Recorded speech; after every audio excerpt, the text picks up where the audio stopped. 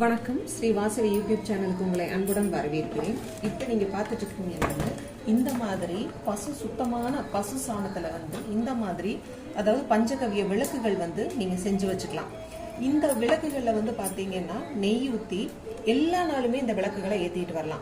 சாதாரணமான திரி போட்டு ஏத்திட்டு வரலாம். நான் என்ன பண்றேன்னு பாத்தீங்க அப்படின்னா, ஹோம குச்சிகள் சாம்பிராணி போட பயன்படுத்துறதுக்கு நல்லது.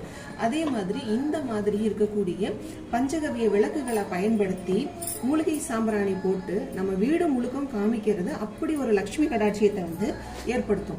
திரும்ப இந்த மாதிரி ஆனதுக்கு அப்புறம் ஃபுல்லா கரியானதுக்கு அப்புறம் பாத்தீங்க அப்படின்னு சொன்னா இந்த மாதிரி நமக்கு பாத்தீங்கன்னா விபூதி, சுத்தமான பசுசான விபூதி கிடைக்கும். இதை தினமும் வச்சுட்டு வரதன் மூலியமா சகல விதமான நோய்களுக்குமே ஒரு தீர்வு கிடைக்கும். இந்த விபூதி பாத்தீங்கன்னா அவ்வளவு ஒரு விசேஷமான, ஒரு எந்த விதமான கெமிக்கலும் சேர்த்தாத சுத்தமான பசுஞ்சான விபூதி.